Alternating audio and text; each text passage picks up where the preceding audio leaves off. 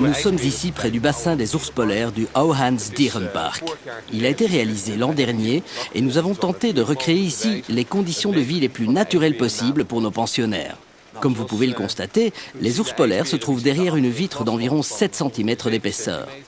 De la sorte, nous permettons aux visiteurs de se retrouver littéralement nez à nez avec les animaux. Nous avons démontré, grâce à cela, que l'on pouvait offrir aux animaux en captivité des conditions d'existence aussi proches de la nature que possible. Comparativement aux soins et à l'attention que ces ours polaires reçoivent de leurs patrons, les employés sont en général plutôt logés à moins bonne enseigne. N'est-il pas bizarre que l'on soit disposé à consacrer beaucoup de temps et d'argent à l'habitat des animaux en captivité, alors que les investissements pour améliorer la qualité de nos lieux de travail arrivent souvent en bas de la liste des priorités? Suite aux crises d'énergie des années 70, nous avons troqué le côté douillet de notre bon vieux milieu de travail pour des locaux stériles dans des bâtiments de haute efficience énergétique.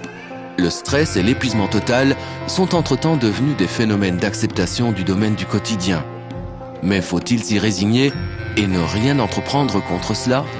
Les sciences de la psychologie du comportement et du milieu de vie partent du principe que le motif primordial des problèmes de santé dans les bureaux modernes s'explique par une absence totale de contact avec des éléments naturels. Au sein de la spécialisation Occupational Safety and Health, on cherche à expliquer ce phénomène inquiétant comme l'une des conséquences de la révolution industrielle. L'une des illustrations accablantes en est le dit Gefahrstoffenwand de la German Occupational Safety Exhibition DASA à Dortmund en Allemagne. Débordant de haut en bas de milliers de formules de produits dangereux se rencontrant sur les lieux de travail de la République démocratique d'Allemagne. Heureusement, il y a de temps en temps de bonnes nouvelles.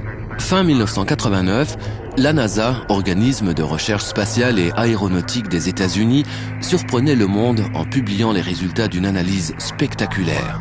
Des plantes d'appartements tout à fait courantes sont en mesure d'assimiler des produits dangereux en suspension dans une atmosphère polluée et de les purifier pour qu'ils puissent être réutilisés au profit des équipages des vaisseaux spatiaux. La publication à l'échelle mondiale de cette analyse de la NASA a résulté dans le fait que de plus en plus de personnes réalisent l'importance des plantes dans les bâtiments. Les cas de bureaux où il n'est toujours pas tenu compte des souhaits de leurs usagers existent en profusion, hélas. Heureusement, il y a aussi de bons exemples.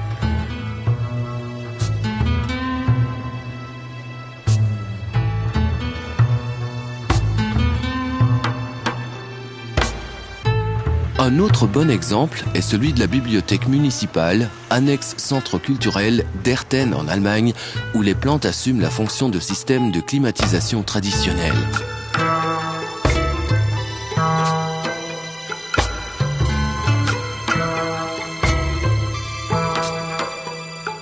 Ou encore les bureaux de la compagnie d'assurance Berufsgenossenschaft für Gesundheitsdienst und Wohlfahrtspflege à Dresde en Allemagne, où les plantes sont les principaux régulateurs de température et d'hygrométrie. Les plantes au centre du bâtiment poussent du rez-de-chaussée au dernier étage, si bien que tout le personnel en profite. C'est aussi l'un des ouvrages de l'architecte Dieter Schemp à Tübingen. Dans un nouveau bâtiment, il est indispensable de prévoir les plantations intérieures dès la conception des plans, car de nombreux facteurs liés aux besoins des végétaux interviennent toujours dans ce type de configuration.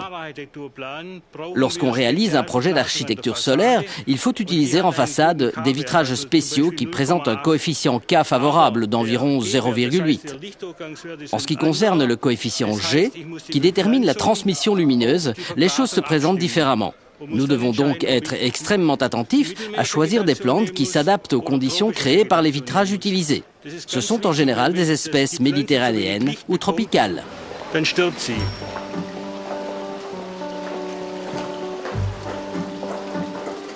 Le siège social du bureau d'ingénierie et de conseil DHV à Amersfoort aux Pays-Bas.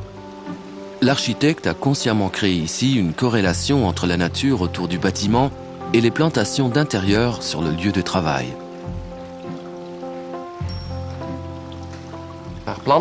Les gens se sentent mieux dans un environnement végétal.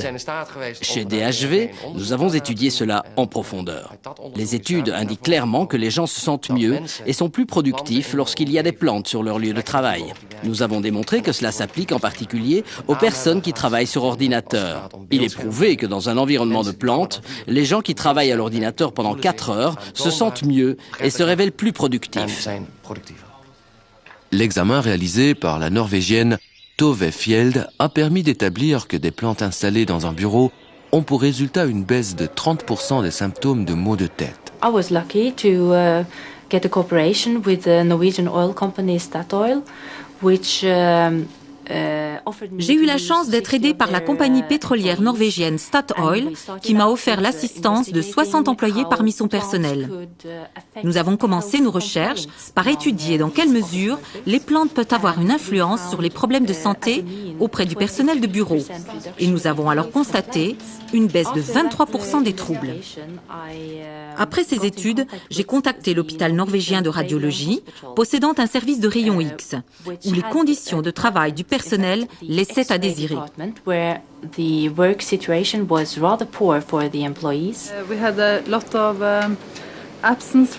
Dans ce service, l'absentéisme était élevé à cause des problèmes de maux de tête, d'irritation des yeux, de gorge sèche.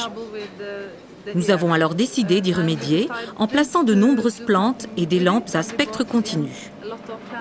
Nous avons alors constaté avec plaisir que l'absentéisme était passé de 15 à 5% en l'espace de 3 mois seulement. Depuis, l'absentéisme est resté stable et depuis 4 ans, le niveau est inchangé.